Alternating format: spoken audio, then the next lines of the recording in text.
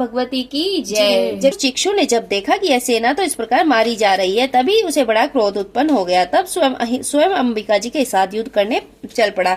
युद्ध में जाकर उस देवी जी पर बाणों की इस प्रकार वर्षा की जैसे मेघ सुमेरु पर्वत पर जल बरस रहा हो। उस देवी ने उन बाणों को खेल खेल में काट दिया। फिर बाणों द्वारा उसके सारथी तथा घोड़ों को मार डाला। फिर झटपट उसका धनुष और ऊंची लहराती ध्वजा काट गिरा दी। जब उसका धनुष कट चुका था और अपने बाणों से उसके अंग बींद डाले, जिसका सारथी एवं घोड़े मर चुके थे और धनुष भी कट चुका था, तब वह बिना रथ पैदल ही तलवार ढाल लेकर देवी जी की ओर दौड़ा।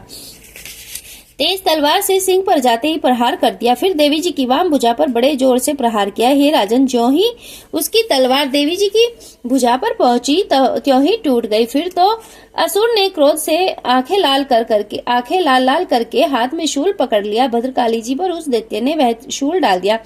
वह शूल इस प्रकार चमका जैसे आकाश से सूर्यमंडल गिर रहा हो। देवी जी ने उसे अपनी ओर आते हुए उस शूल को देखकर उस पर अपना शूल चला दिया, जिससे शूल के सैकड़ों टुकड़े हो गए तथा उस चिक्षुर महादैत्य के प्राण भी निकल गए। जब महिषासुर का बलवान सेनापति मारा गया, तब देव शत्रु चामर हाथी पर सवार होकर आ पहुंचा। आते ही उसने अंबिका देवी पर प्रहार कर दिया। श्री देवी ने हुंकार द्वारा उसे तेजहीन करके गिरा दिया। अपनी शक्ति को गिरा हुआ देखकर चामर को बड़ा क्रोध आ गया।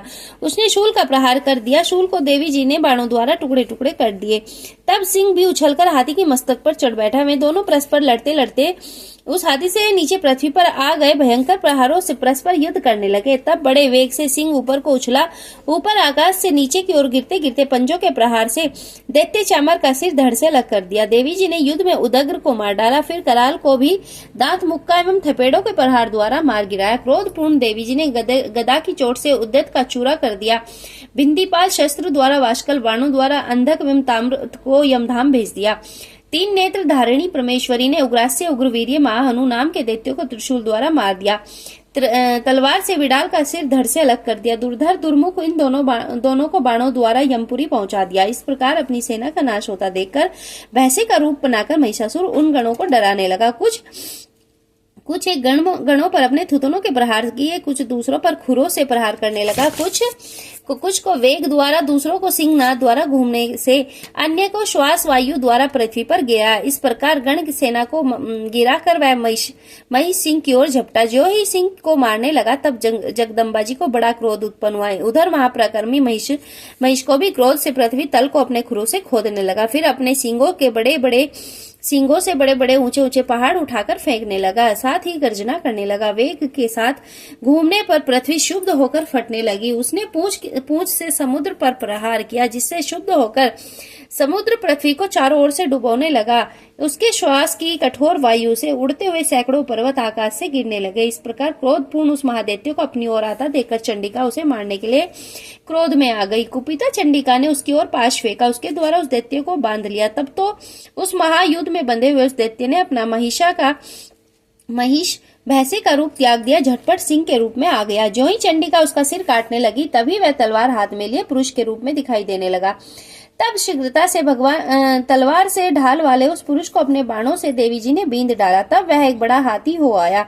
अपनी सूंड से उस महान सिंह को खींचा। फिर गर्जना करने लगा। उसे खींचते समय अपने खड़ग के द्वारा देवी जी ने उसकी सूंड को काट दिया। फिर वह महादैत्य भैंसे के रूप में आ गया।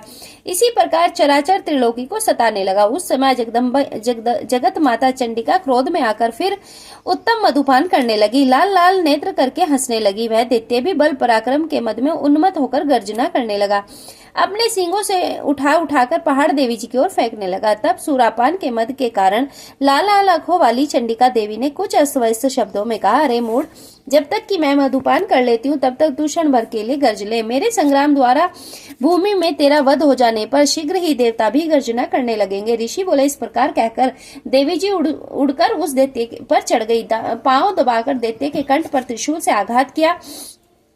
देवी जी के पांव से दबे उस दैत्य ने अपने मुख से बाहर निकलने का प्रयत्न दूसरे रूप में किया। अभी वह आधा निकला ही था, देवी जी ने अपने पराक्रम द्वारा उसे वहीं रोक लिया। आधा निकल कर भी उस दैत्य ने युद्ध करना आरंभ कर दिया। तब देवी जी ने अपनी तीखी तलवार से उसका सिर काटकर नीचे गिरा दिया। दैत्य सेना हाहाकार करके करने लगी। तब उस सारी सेना को देवी जी ने नष्ट कर दिया। सभी देवता अत्यंत प्रसन्न हुए। दिव्य महर्षियों के साथ देवता लोगों ने उस देवी जी की स्तुतियां की। गंधर्वराज गायन गाने लगे, अप्सराएं नाचने लगी। जय हो माँ भगवती, बोलो सच्चे दरबार की जय। माँ भगवती की जय, जगत जननी माँ दुर्गा भवानी की जय। तीसरी अध्याय समाप्त।